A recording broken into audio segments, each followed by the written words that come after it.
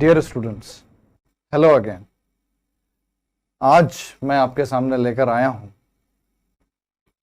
Chapter number 1 some basic concepts of chemistry से lecture number 3, जिसमें आज हमें एडिशन करना है एवरेज एटॉमिक मास, जिसे आइसोटोपिक मास भी कहते हैं, और अप्लाइंग द मोल कॉन्सेप्ट के मोल कॉन्सेप्ट को प्रॉब्लम सॉल्व करने के लिए अप्लाई कैसे करेंगे, और परसेंटेज कंपोजिशन, और उसी पर डिपेंडेंट ये topic the empirical and molecular formula. आज हम ये अपने चैप्टर में इंक्लूड करने वाले हैं। तो चलिए फिर शुरू करते हैं एवरेज एटॉमिक मास या फिर आइसोटोपिक मास से। Okay, so here it is the average atomic mass.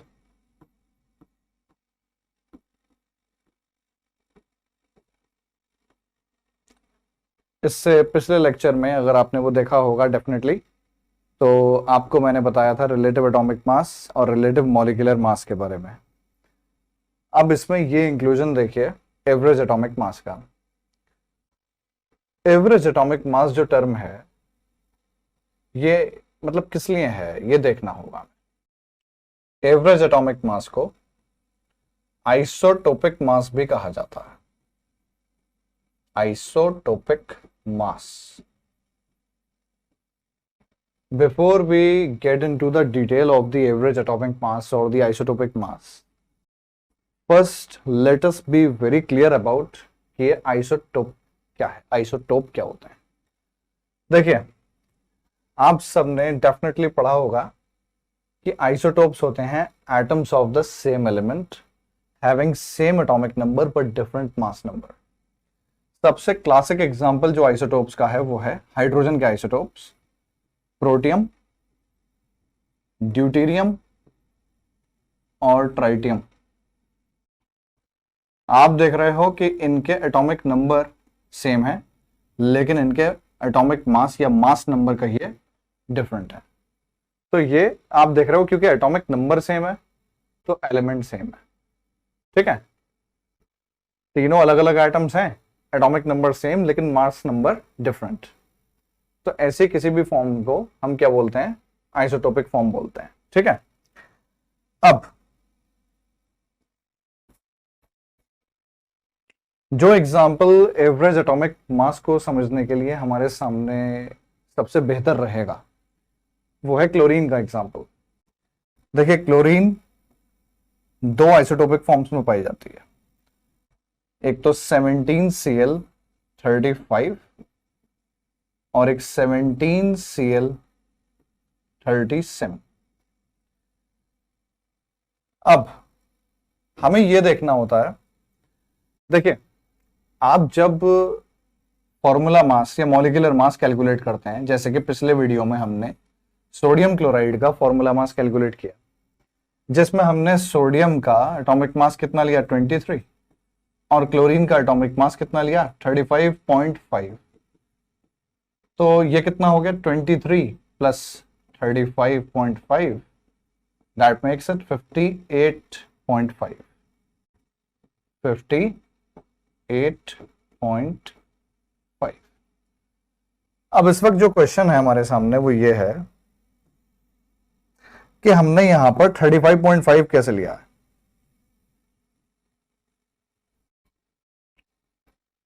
जबकि हम देख रहे हैं ना तो इसका एटॉमिक मास 35.5 है ना इसका एटॉमिक मास 35.5 है, तो हमने फिर ये क्लोरीन का एटॉमिक मास 35.5 कैसे ले लिया। कोई सोचेगा कि हो सकता है एवरेज ले लिया हो। फिर 35 और 37 का अगर आप एवरेज निकालोगे तो 35 plus 37 upon 2, that will make it 72 upon 2, average आएगा 36। लेकिन हम कितना ले रहे हैं, हम ले रहे हैं 35.5। तो इसका मतलब ये क्लियर कट एवरेज तो नहीं है।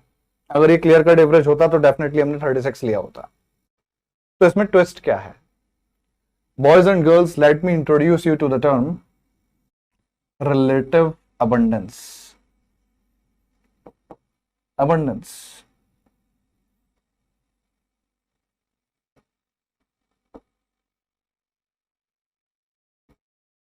रिलेटिव अबंडेंस को हम नेचुरल अबंडेंस भी बोलते हैं, नेचुरल अबंडेंस।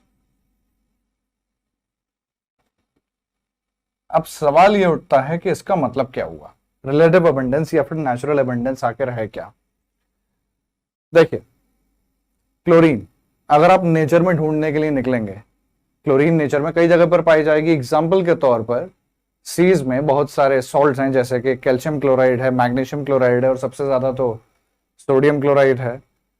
और क्लोरीन जहां जहां भी नेचुरली मिलती है, उन सारे सैंपल्स को जब इकट्ठा किया गया तो यह पाया गया कि उन नेचुरल सैंपल्स में क्लोरीन का जो 17Cl35 वाला आइसोटोप है, यह है 75%। और जो क्लोरीन का 37 एटॉमिक मास वाला आइसोटोप है, यह है केवल 25%। तो this definitely has got some role to play in this atomic mass being 35.5। इसके 35.5 होने में नेचुरली इसका कुछ ना कुछ कंट्रीब्यूशन है। अब वो क्या कंट्रीब्यूशन है, that we have to figure out. For that हम चलते हैं अगली स्लाइड पर। देखिए, अगर मैं आपसे कहूं, हम यहां पर एक टेबल बना लेते हैं। देखिए, यहां पर ले लेते हैं एटॉमिक मास, और यहां ले लेते हैं रिलेटिव अबंडेंस।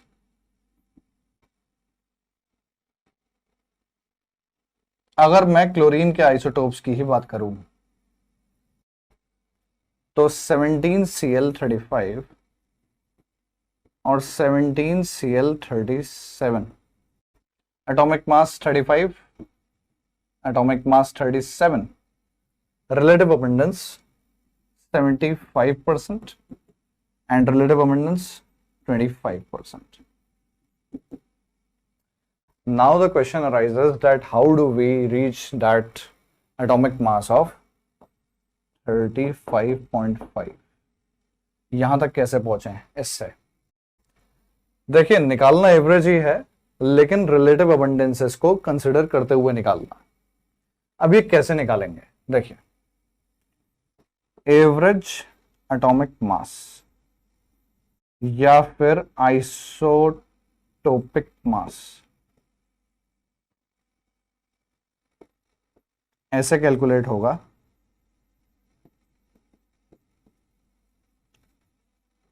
देखिए, ऐसे कैलकुलेट होगा कि आपको ना मल्टीप्लाई करना पड़ेगा जितना रिलेटिव अबंडेंस है उससे रिस्पेक्टिव एटॉमिक मास को, ठीक, और फिर इनको ऐड किया जाएगा, और अल्टीमेटली जो टोटल रिलेटिव अबंडेंस है कितना हो गया, 75 + 25 100 हो जाएगा। This calculation above this will B 3550 divided by 100. This will turn out to be 35.5। तो आप देख रहे हो कि हम पहुंच गए हैं अपने टारगेट एटॉमिक मास तक, जिसको हम एक्सप्लोर करने की कोशिश कर रहे थे कि आखिर हम क्लोरीन का एटॉमिक मास 35.5 क्यों लेते हैं। तो ये आपने देखा कि ये कंट्रीब्यूशन है किसका, रिलेटिव अबंडेंस का। हमें इसको कंसिडर करते हुए ही एटॉमिक मास कैलकुलेट करना है, जो हम अपनी कैलकुलेशंस में यूज करेंगे। So this is 35.5। Okay, so that is the end of this topic, the average atomic mass. अच्छा, एक बात जो मुझे आपको बतानी है अभी, वो ये है, एक और टर्म जो आप देखेंगे जो आपके सामने अक्सर आएगी, वो है फॉर्मूला मास।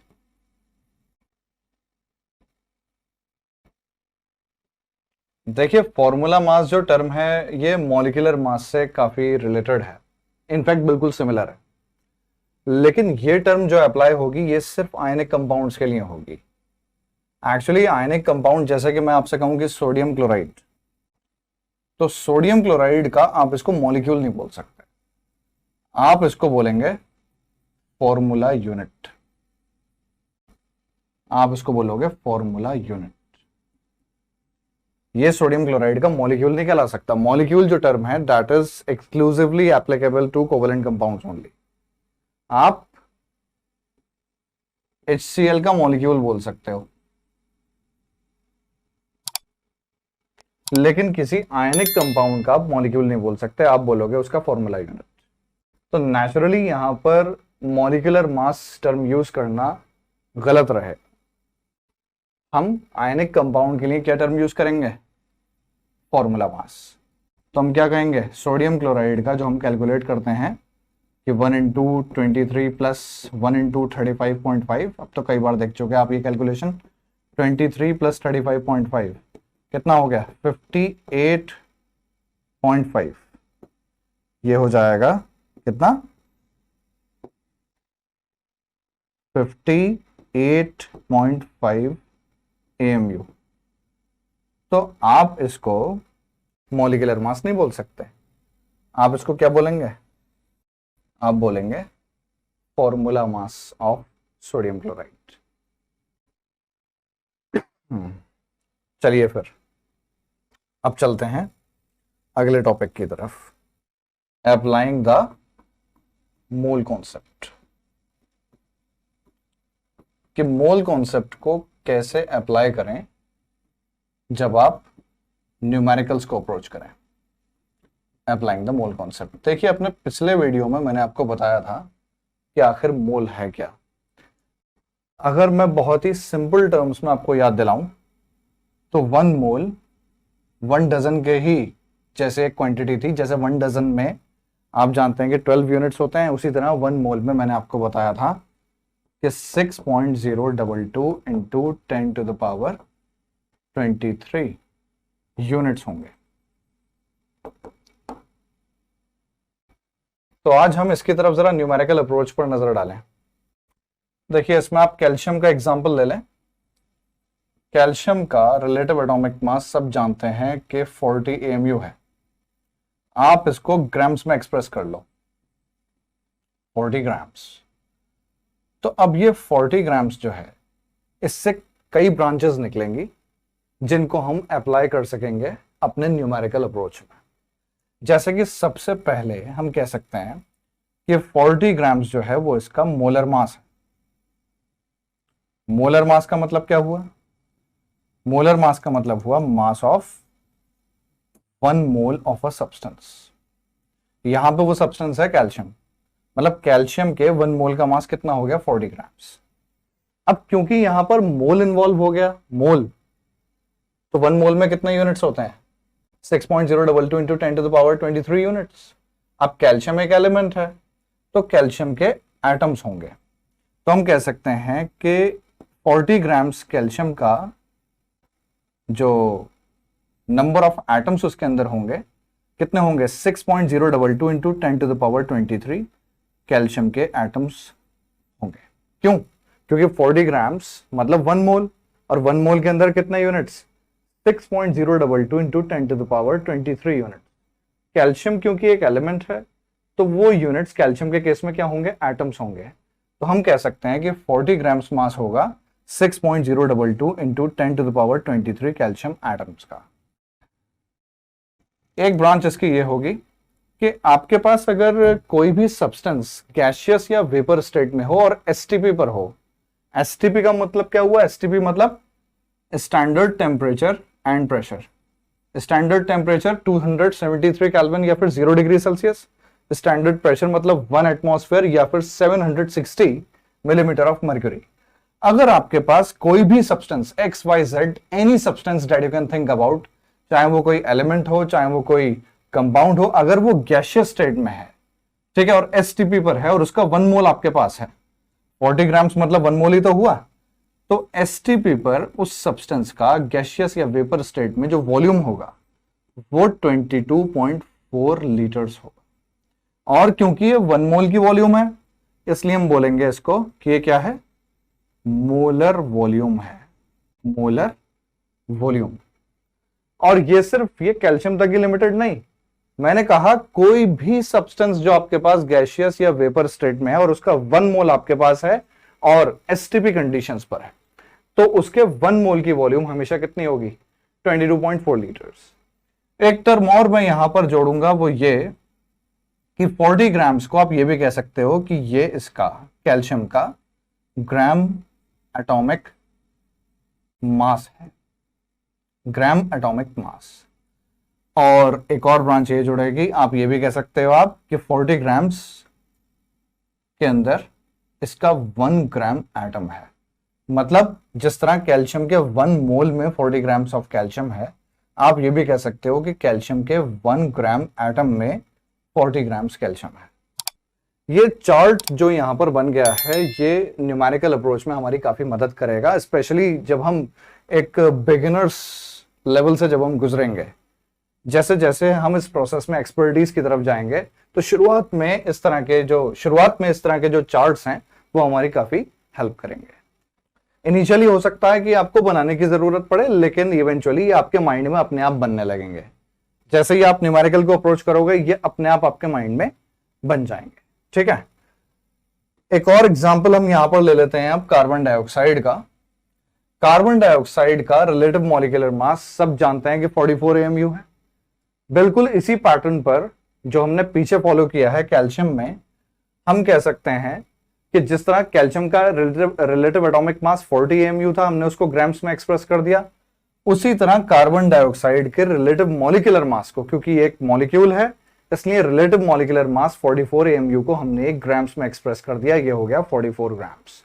अब 44 ग्राम्स को हम कह सकते हैं कि यह है कार्बन डाइऑक्साइड का मोलर मास।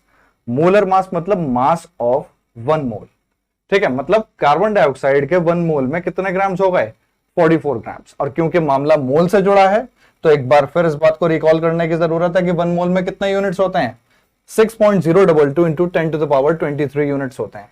तो कार्बन डाइऑक्साइड के, ये समझ लीजिए कि 1 मोल में कितने कार्बन डाइऑक्साइड के मॉलिक्यूल्स होंगे, 6.022 into 10 to the power 23 molecules होंगे CO2 के। और जैसा कि मैंने आपको बताया था कि कोई भी सब्सटेंस हो, चाहे वो कोई एलिमेंट हो, चाहे वो कोई कंपाउंड हो, अगर उसका 1 मोल आपके पास है और एसटीपी पर है, जैसा कि यहां पर आप देख रहे हैं कि कार्बन डाइऑक्साइड का 1 मोल आपके पास है 44 ग्राम्स, मतलब 1 मोल, तो इसकी वॉल्यूम एसटीपी पर कितनी होगी, 22.4 लीटर्स होगी, जिसको हम मोलर वॉल्यूम कहकर एड्रेस करते हैं। ठीक है, तो इस तरह के चार्ट्स जो हैं काफी हेल्प करेंगे आपकी जब भी हम बात करेंगे मोल कॉन्सेप्ट की, स्पेशली तब जब आप बिगिनर्स लेवल पर। एक क्वेश्चन लेते हैं, find the number of atoms in 0.5 grams of calcium. 0.5 grams calcium में आपको नंबर ऑफ एटम पता लगाने, एकदम से फिगर आउट करना मुश्किल होता है, लेकिन देखते हैं कि वो चार्ट जो हमने पीछे बनाया था वो किस तरह हमारी हेल्प करता है। लेकिन उस चार्ट में से जो हम चीजें सिंगल आउट करेंगे वो अपने हिसाब से करेंगे, क्योंकि आप देख रहे हो कि उसमें तो कई चीजें थी। आप देख रहे हो उसमें तो कई चीजें हैं। आप देख रहे हो ग्राम एटॉमिक मास भी है, ग्राम एटम भी है, 1 मोल भी है, और नंबर ऑफ एटम्स भी हैं, और वॉल्यूम भी है। सवाल ये उठता है कि किसी पर्टिकुलर तरह के क्वेश्चन को करने के लिए हमें इस चार्ट में से किन चीजों को सिंगल आउट करने की जरूरत है। जैसे कि आप देख सकते हैं इस क्वेश्चन में एक तो नंबर ऑफ एटम्स से मतलब है, और 0.5 grams. Everyone must be aware कि ग्राम्स में क्या चीज मेजर होती है, ग्राम्स में मेजर होता है मास। तो मतलब एक तो मास से मतलब है और दूसरा नंबर ऑफ एटम्स से मतलब है। जरा उस चार्ट का देखिए, बार बार मैं पीछे नहीं जा रहा, मैं यहीं पर वो पार्ट बना लेता हूं उस चार्ट का जिससे हमें मतलब है। देखिए कैल्शियम का रिलेटिव एटॉमिक मास मैंने आपको बताया था अभी कितना, 40 AMU, ग्राम्स में एक्सप्रेस कर दो उसको, कितना हो गया, 40 ग्राम्स हो गया। अब 40 ग्राम्स में आपको नंबर ऑफ एटम मैंने दिखाए थे उस चार्ट में, कितने थे, 6.022 into 10 to the power 23 calcium के एटम्स थे। ठीक है, ये मैं आपको उस चार्ट में दिखाई देता हूं। देखिए आप देख सकते हैं कि कैल्शियम के 40 ग्राम्स में नंबर ऑफ आइटम कितने हैं, 6.022 इंटू 10⁻23 कैल्शियम आइटम्स है। ठीक है, तो आप इस पूरे चार्ट में से किन दो चीजों को सिंगल आउट कर लो, एक तो मास को और एक नंबर ऑफ एटम्स को। ठीक है, तो इस सॉल्यूशन में हमें इन्हीं दो चीजों से मतलब रहेगा, एक तो मास से और एक नंबर ऑफ एटम्स से। तो हम कह सकते हैं कि अगर ये 40 ग्राम्स कैल्शियम है तो इसमें नंबर ऑफ आइटम कितने हैं, 6.022 इंटू 10⁻23 कैल्शियम के एटम्स हैं। अब हमारे पास कितना मास है, 0.5 ग्राम्स है। तो अगर हमारे पास 0.5 ग्राम्स कैल्शियम है तो नंबर ऑफ आइटम कितने हो जाएंगे, obviously 0.5 multiplied by 6.022 into 10⁻23 upon 40. This will come out to be 752.75. Am I missing something? No. Into 10 to the power 752.75 into 10 to the power 19 calcium atoms. But ये scientific notation अभी ठीक नहीं है। ये point जो यहाँ पर है इसको 2 डेसिमल प्लेस पीछे शिफ्ट करेंगे, ये हो जाएगा 7.5275 into 10 to the power 21 calcium atoms.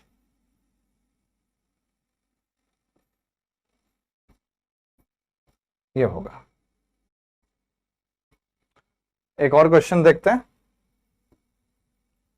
अगर मैं आपसे कहूं कि फाइंड द वॉल्यूम ऑफ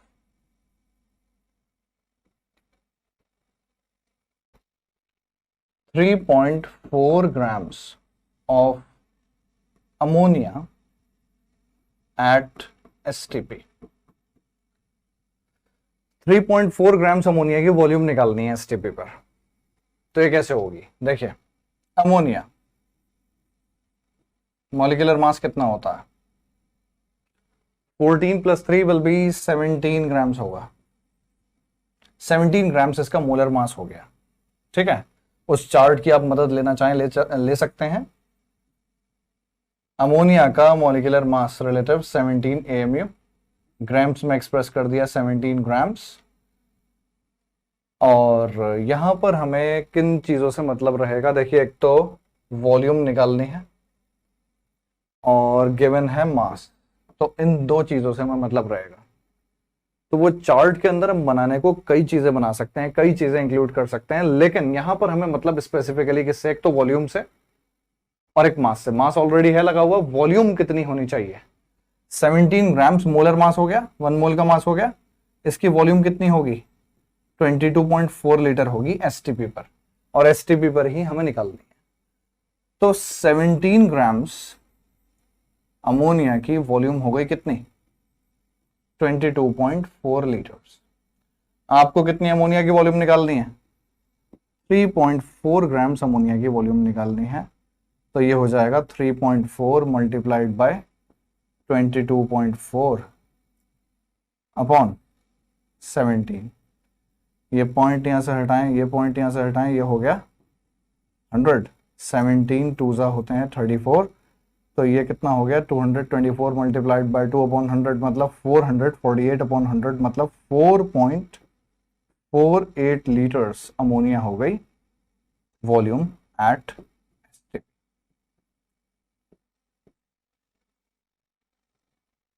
ठीक,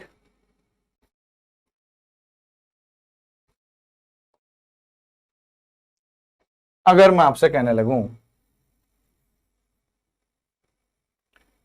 कि find the number of moles in 4.9 grams of H2SO4, number of mole निकालने हैं 4.9 ग्राम्स H2SO4। देखिए, अब हम चार्ट का कैसे यूज करें इसमें, H2SO4 रिलेटिव मॉलिक्यूलर मास होगा 98 AMU, ग्राम्स में एक्सप्रेस कर लिया, 98 ग्राम्स हो गया इसका मोलर मास। अब यहां पर आपको मतलब का ऐसे है, देखो हम यहां से मास से ब्रांच तब निकालेंगे जब हम जान लेंगे कि हमें मतलब किससे है।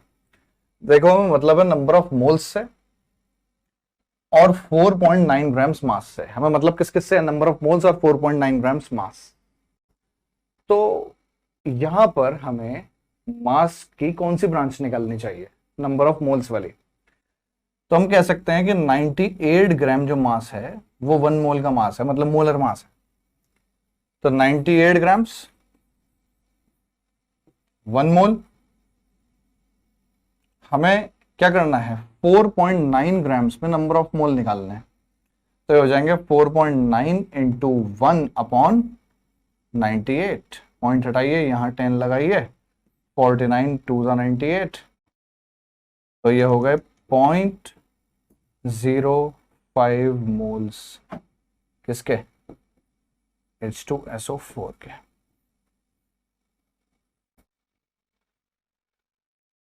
तो इस तरह के क्वेश्चन आप एक्सपेक्ट कर सकते हैं।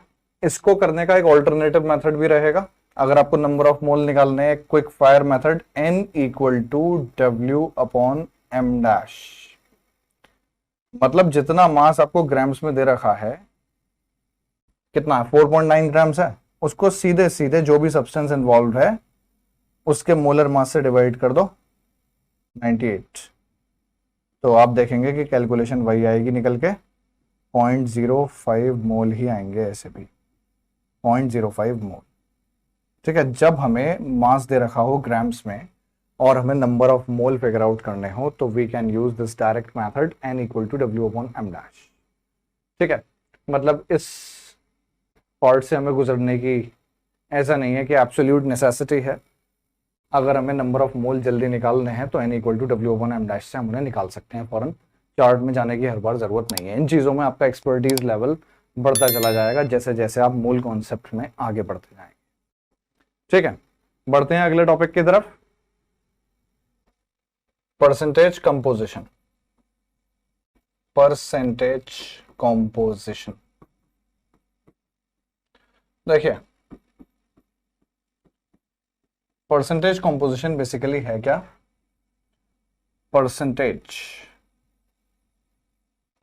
By mass, percentage by mass of each of the element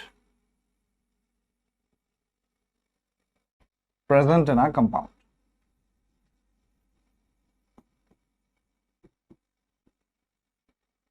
कि किसी कंपाउंड के अंदर जो भी एलिमेंट्स मौजूद हैं उनका परसेंटेज बाय मास जो भी बन रहा है वो उस कंपाउंड का परसेंटेज कंपोजिशन कहलाएगा। इसको एग्जाम्प्लीफाई करने के लिए मैं सोडियम सल्फेट ले लेता हूं। Sodium sulphate Na2SO4। देखिए इसका अगर मैं अलग अलग एलिमेंट्स का मास एग्रीगेट करके अगर इसका फॉर्मूला मास निकालने की कोशिश करूं, तो दो आइटम है इसके अंदर सोडियम के, तो 2 इंटू 23 प्लस एक है सल्फर का 1 इंटू 32 प्लस 4 आइटम्स हैं ऑक्सीजन के 4 into 16। So this will B 46 plus 32 plus 64 and this comes out to be 142। तो इसके अंदर ये जो मास है 46 ये है सोडियम का, 32 है सल्फर का और ऑक्सीजन का है 64। ठीक, तो हम क्या कर सकते हैं, हम इन तीनों एलिमेंट्स के परसेंटेज बाय मास निकाल सकते हैं। तो percentage by mass of Na कितना हो जाएगा, 46 ओवर 142 मल्टीप्लाइड बाय 100, ये हो जाएगा 32.4%। और percentage by mass of sulphur ये कितना हो जाना है, 32 over 142 multiplied by 100, this will come out to be, this will be how much? This will be 22.53%. and थोड़ी जगह खाली कर लेता हूं इधर से, percentage by mass of oxygen कितना हो जाएगा?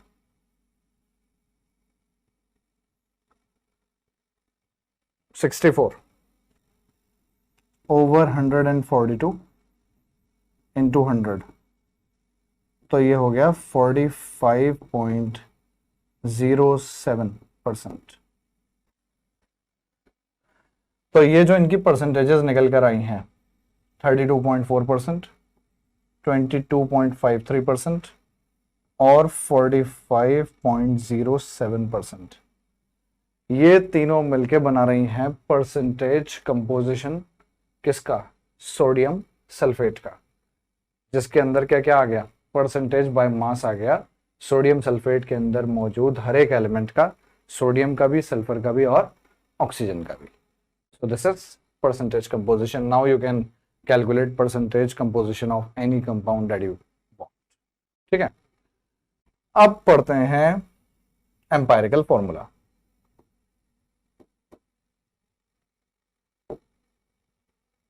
अगला टॉपिक है एम्पायरिकल फॉर्मूला। एम्पायरिकल फॉर्मूला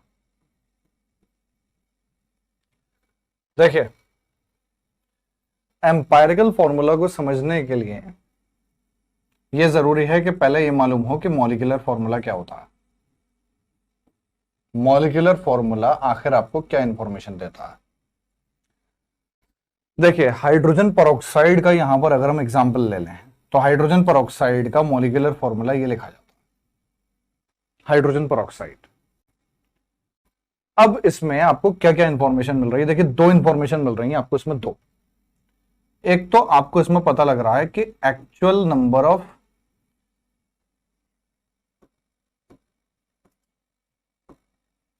एक तो आपको इसमें यह पता लग रहा है कि एलिमेंट्स कौन कौन से हैं। एलिमेंट्स हैं हाइड्रोजन एंड ऑक्सीजन, और साथ में आपको यह पता लग रहा है कि उन एलिमेंट्स के एक्चुअल नंबर ऑफ एटम्स कितने हैं इसमें। हाइड्रोजन परऑक्साइड के वन मॉलिक्यूल के अंदर जो एलिमेंट्स मौजूद हैं हाइड्रोजन और ऑक्सीजन, उनके एक्चुअल नंबर ऑफ एटम्स कितने हैं। आप देख रहे हैं कि वन मॉलिक्यूल के अंदर 2 एटम्स हाइड्रोजन के और 2 एटम्स ऑक्सीजन के। ये दो इंफॉर्मेशन आपको मिलती हैं मॉलिक्यूलर फॉर्मूला से कि एलिमेंट कौन कौन से हैं किसी भी कंपाउंड के वन मॉलिक्यूल के अंदर, और उनका एक्चुअल नंबर ऑफ एटम कितना कितना, एक्चुअल नंबर। अब देखते हैं कि ये किस तरह कंट्रास्ट में है एम्पायरिकल फॉर्मूला के साथ। हाइड्रोजन परऑक्साइड की ही अगर मैं बात करूं तो मॉलिक्यूलर फॉर्मूला H2O2 है, मैंने आपको दिखाया अभी। अगर हम इसको इसके इन दोनों के हाईएस्ट कॉमन फैक्टर से डिवाइड कर दें, कैंसिल कर दें इनको, तो ये बन गया इसका एम्पायरिकल फॉर्मूला हाइड्रोजन परऑक्साइड का HO। अब इसमें हमें क्या क्या इंफॉर्मेशन मिल रही है? इसमें हमें यह पता लग रहा है कि एलिमेंट्स कौन कौन से मौजूद हैं, हाइड्रोजन एंड ऑक्सीजन। देखिए, यहां तक अगर आप कंपेयर करें तो बात मिलती जुलती है बिल्कुल। आपको एलिमेंट यहां भी पता लग रहे हैं हाइड्रोजन ऑक्सीजन है, आपको एलिमेंट यहां भी पता लग रहे हैं हाइड्रोजन ऑक्सीजन है, लेकिन यहां पे आपको एक मॉलिक्यूल के अंदर मौजूद एक्चुअल नंबर ऑफ एटम्स पता लग रहे थे। एम्पायरिकल फॉर्मूला में आपको किसी कंपाउंड के अंदर एक्चुअल नंबर ऑफ एटम कितने हैं एलिमेंट्स के, वो पता नहीं लगेंगे, बल्कि उनके बीच का सिंपलेस्ट रेशियो पता लगेगा। Simplest ratio between the different atoms.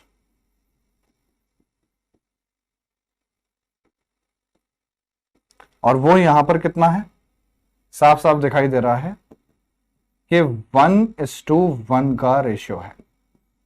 देखिए यहां पर पता लगा था कि एक्चुअल नंबर ऑफ एटम कितने कितने हैं, यहां क्या पता लगा कि सिंपलेस्ट रेशियो कितना है, 1:1 है। अब ये फॉर्मूला देखिए, जब एम्पायरिकल फॉर्मूला आपके सामने है तो ये फिगर आउट करना मुश्किल है कि मॉलिक्यूलर फॉर्मूला क्या होगा। मॉलिक्यूलर फॉर्मूला आपके सामने, एम्पायरिकल फॉर्मूला निकालना बहुत आसान है। लेकिन अगर आपके सामने एम्पायरिकल फॉर्मूला है केवल, तो मॉलिक्यूलर फॉर्मूला फिगर आउट करना मुश्किल है। क्यों? क्योंकि आपको एलिमेंट्स का एक्चुअल नंबर नहीं मालूम। मॉलिक्यूलर फॉर्मूला को लिखने के लिए आपको एलिमेंट्स का एक्चुअल नंबर पता होना चाहिए, एटम्स का एक्चुअल नंबर पता होना चाहिए कि कंपाउंड के 1 यूनिट के अंदर कितने कितने एटम्स हैं। लेकिन एम्पायरिकल फॉर्मूला में आपको कभी एक्चुअल नंबर ऑफ एटम्स पता ही नहीं होते, आपको तो एटम्स के बीच में सिंपलेस्ट रेशियो पता होता है। अब अगर ये HO लिखा है तो इस रेशियो के हिसाब से ये फॉर्मूला हो सकता है कि H2O2 हो या H3O3 हो, H4O4 हो, H5O5 हो, वो तो कुछ भी हो सकता है। क्यों? क्योंकि यहां पर रेशियो कितना है, 1:1। ठीक है, that is the difference between empirical formula and molecular formula. Molecular formula tells us the types of elements present in a compound and the actual number of atoms of each kind of element. While the empirical formula, what does it tell us? It tells us the types of elements present in a compound, but not their actual number, not the actual number of atoms, but the simplest ratio between the atoms of different elements present in a compound. इसमें simplest ratio पता लगता है, इसमें actual number of atom पता लगता है। ये difference है, पहले डिफरेंस फिगर आउट करना पड़ेगा।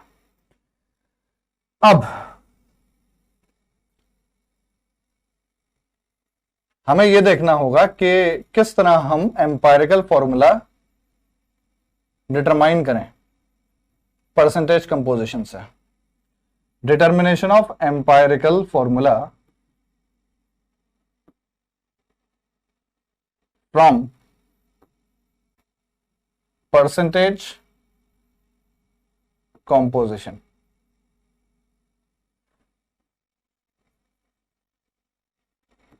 परसेंटेज कंपोजिशन से हम एम्पायरिकल फॉर्मूला कैसे फिगर आउट करें। देखिए मान लीजिए आपके सामने कुछ इंफॉर्मेशन है, आपको मालूम है कि किसी ऑर्गेनिक कंपाउंड के अंदर सपोज कार्बन का 40% है, हाइड्रोजन का 6.67% है और ऑक्सीजन का 53.33% है। अभी हमने पीछे स्लाइड्स में देखा था कि परसेंटेज कंपोजिशन क्या होता है, percentage by mass of each of the element present in a compound. तो वो परसेंटेज कंपोजिशन किसी ऑर्गेनिक कंपाउंड के लिए जब फिगर आउट किया गया तो पाया गया कि कार्बन 40% है, हाइड्रोजन 6.67% है और ऑक्सीजन 53.33% है, 53.33% है। अब इस इंफॉर्मेशन से हमें क्या करना है, एम्पायरिकल फॉर्मूला निकालना है। इसके लिए मैं रेकमेंड करूंगा कि आप एक टेबल बनाएं और उस टेबल में कुछ एंट्रीज इस तरह करें। सबसे पहले एलिमेंट, फिर परसेंटेज कंपोजिशन,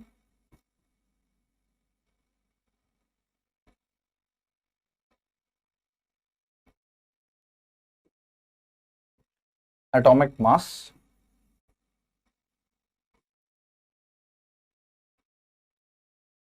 एटॉमिक रेशियो,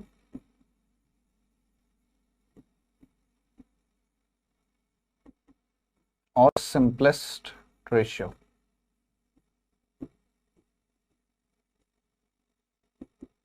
ये सारी एंट्रीज ले लें आप। अब इसमें एलिमेंट कौन कौन से मौजूद हैं, आप देख रहे हैं कार्बन है, हाइड्रोजन है, ऑक्सीजन है। परसेंटेज कंपोजिशन कितना कितना है, आप देख रहे हैं 40% है, 6.67% है और 53.33% है। एटॉमिक मास कार्बन का आप जानते हो कितना है, 12, हाइड्रोजन का 1 और ऑक्सीजन का 16। एटॉमिक रेशियो में क्या करेंगे, परसेंटेज कंपोजिशन को एटॉमिक मास से डिवाइड करेंगे, तो 40/12 ये हो जाएगा 3.33 और 6.67/1 तो यही हो जाएगा 6.67 और 53.33/16 ये हो जाएगा 3.33। अब हमारा नेक्स्ट स्टेप क्या होगा, एटॉमिक रेशियो में जो लोएस्ट है उससे हम सारे रेशियोज को डिवाइड कर देंगे। जैसे कि 3.33 लोएस्ट है तो 3.33 को भी 3.33 से, 6.67 को भी 3.33 से, और 3.33 को भी 3.33 से। तो इसमें जो सिंपलेस्ट रेशियो आएगा ये हो गया 1, this will B 2 and this will B 1। तो आपने देखा कि सिंपलेस्ट रेशियो आ गए 1:2:1। Now that gives us the number of atoms of each kind in the empirical formula, that is the simplest ratio. मैंने अभी आपको पीछे क्या बताया, मैंने आपको पीछे बताया कि एम्पायरिकल फॉर्मूला आपको क्या निकाल के देता है, simplest ratio between the different types of elements present in a compound। तो यहां पर ये जो सिंपलेस्ट रेशियो आया है ये किसके बीच है, कार्बन, हाइड्रोजन और ऑक्सीजन के आइटम्स के बीच है। किसमें, लेकिन एम्पायरिकल फॉर्मूला में। तो एम्पायरिकल फॉर्मूला कुछ इस तरह हो जाएगा, इसका एम्पायरिकल फॉर्मूला हो गया कितना, कार्बन के कितने आइटम्स आ रहे हैं 1, हाइड्रोजन के कितने आइटम्स आ रहे हैं 2, और ऑक्सीजन के कितने आइटम्स आ गए 1। So boys and girls, empirical formula for what ever compound this में बी, लेकिन इसका एम्पायरिकल फॉर्मूला हमें मिल गया है और वो क्या है, वो है CH2O, and that is how you figure out empirical formula from percentage composition. अब इसमें क्या ब्रांचेस बन सकते हैं और आगे, एम्पायरिकल फॉर्मूला से अगर हमें मॉलिक्यूलर फॉर्मूला निकालना है तो वो कैसे निकलेगा। अभी हमने क्या किया, परसेंटेज कंपोजिशन से हमने क्या निकालने की कोशिश की है, स्टेबल के थ्रू। एम्पायरिकल फॉर्मूला तो निकाल लिया, लेकिन कई बार ऐसा भी होगा कि आपको मॉलिक्यूलर फॉर्मूला भी निकालना पड़ेगा। मान लीजिए इस क्वेश्चन में थोड़ा सा मैं एडिशन कर देता हूं, इसको एक क्वेश्चन की फॉर्म दे देता हूं। In an organic compound, it was found during analysis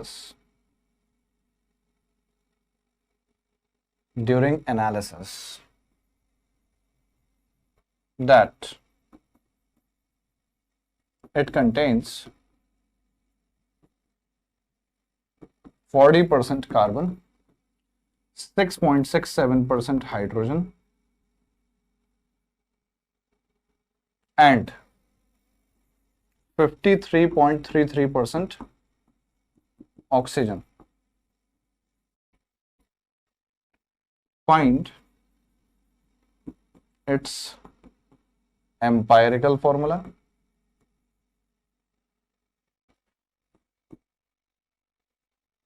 and its molecular formula।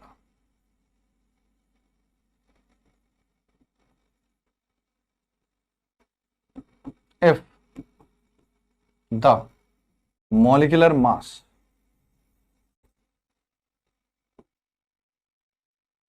of this compound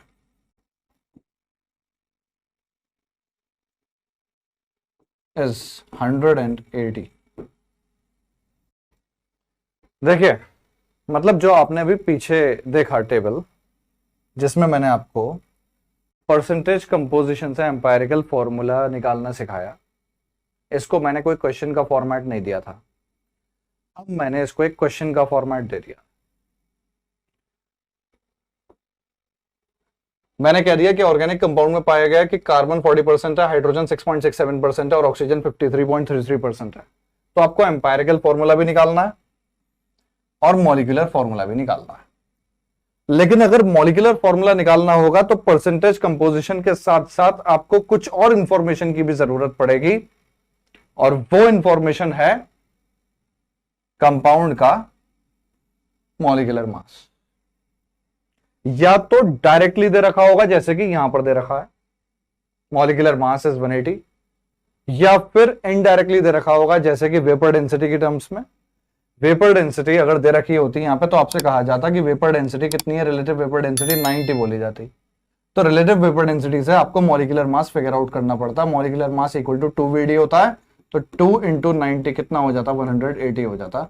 ultimately boys and girls, मैं आपसे सिर्फ ये कहना चाहता हूं कि आपको अगर एम्पायरिकल फॉर्मूला के साथ साथ अगर आपको मॉलिक्यूलर फॉर्मूला भी निकालना है तो आपको मॉलिक्यूलर मास की जरूरत पड़ेगी यहां पर। और वो कितना है, यहां पर 180 है। या तो डायरेक्टली दे रखा होगा, और अगर डायरेक्टली गिवन नहीं है तो कुछ ना कुछ ऐसी इंफॉर्मेशन जरूर होगी जिससे आप अल्टीमेटली मॉलिक्यूलर मास निकाल सके और उससे फाइनली मॉलिक्यूलर फॉर्मूला निकाल सके। ठीक, अब देखते हैं कि इस क्वेश्चन को हम आगे कैसे बढ़ाएंगे। देखिए मॉलिक्यूलर फॉर्मूला तो इसी तरह निकले, देखिए एम्पायरिकल फॉर्मूला तो इसी तरह निकलेगा। जब एम्पायरिकल फॉर्मूला निकल जाएगा, इसको मैं कैरी फॉरवर्ड कर रहा हूं आगे, इसको फिर से नहीं बना रहा, इसको कैरी फॉरवर्ड कर रहा हूं। आपने पीछे क्या किया हुआ है, आपने एम्पायरिकल फॉर्मूला निकाला हुआ, एम्पायरिकल फॉर्मूला पीछे उस टेबल से आपने निकाला हुआ है। आप वीडियो में पीछे करके देख सकते हैं, रिवाइंड करके देख सकते हैं। एम्पायरिकल फॉर्मूला है CH2O। आपको क्या निकालना है, अब एम्पायरिकल फॉर्मूला निकाल चुके, मॉलिक्यूलर फॉर्मूला और निकालना है। तो मॉलिक्यूलर फॉर्मूला निकालने के लिए आपको एक रेशियो की जरूरत पड़ेगी, and that ratio will be depicted by N, and it will be the ratio of the molecular mass to the empirical formula mass, molecular mass to the empirical formula mass. Molecular mass has been given to you 180, and empirical formula mass आप यहां से पता लगा सकते हैं। भाई क्या है यहां पर, empirical formula कितना है, CH2O है, तो 1 into 12 plus 2 into 1 plus 1 into 16, this will be 12 plus 2 plus 16. You can do it all in your mind. ये तो आपके माइंड में ही हो जाएगा, मैं करके दिखा रहा हूं आपको बस। तो ये कितना हो गया, 30। एम्पायरिकल फॉर्मूला से आपने निकाल लिया empirical formula mass, this will be 30, and this gives us the ratio of molecular mass to the empirical formula mass, जो कि कितना आया है निकल के 6। अब जब ये रेशियो आपके हाथ में आ जाए किसका, मॉलिक्यूलर मास का एम्पायरिकल फॉर्मूला मास के अगेंस्ट, तो अब आप केवल एक स्टेप दूर रह गए मॉलिक्यूलर फॉर्मूला निकालने से। मॉलिक्यूलर फॉर्मूला होगा N इंटू एम्पायरिकल फॉर्मूला, और N की वैल्यू कितनी है अभी निकाली है मां, 6। एम्पायरिकल फॉर्मूला ये रहा, पीछे से आया है, ये इस टेबल से आया है। तो CH2O, so this is gonna be C6H12O6। जिस ऑर्गेनिक कंपाउंड की भी एनालिसिस की गई थी, उस ऑर्गेनिक कंपाउंड का आपको परसेंटेज कंपोजिशन दे रखा था और आपको मॉलिक्यूलर मास दे रखा था। आपने इस इंफॉर्मेशन से न केवल उसका एम्पायरिकल फॉर्मूला फिगर आउट किया, बल्कि आप उसके मॉलिक्यूलर फॉर्मूला तक भी पहुंच गए, जो कि कितना आया है, C6H12O6। So boys and girls, this is how you can figure out empirical formula and molecular formula from percentage composition. Well, this marks the end of today's discussion. अपने अगले वीडियो में मैं आपके सामने लेकर आऊंगा इस चैप्टर का बिल्कुल last part, and that is the stoichiometric calculations. Stoichiometric calculations are the calculations based on chemical equations. उसको मिस ना कीजिएगा। उसी में एक सब टॉपिक होगा लिमिटिंग रीजंट, और फाइनली एक सिंगल शॉट में मैं आपको पढ़ाऊंगा कि कॉन्सेंट्रेशन ऑफ अ सॉल्यूशन या फिर कंपोजिशन ऑफ अ सॉल्यूशन को हम कैसे एक्सप्रेस करेंगे अलग अलग यूनिट्स में. And yeah, boys and girls, please don't forget to subscribe to our channel, The NEET IIT Adda, and also recommend it to others. Okay, so see you in the next video. That's it.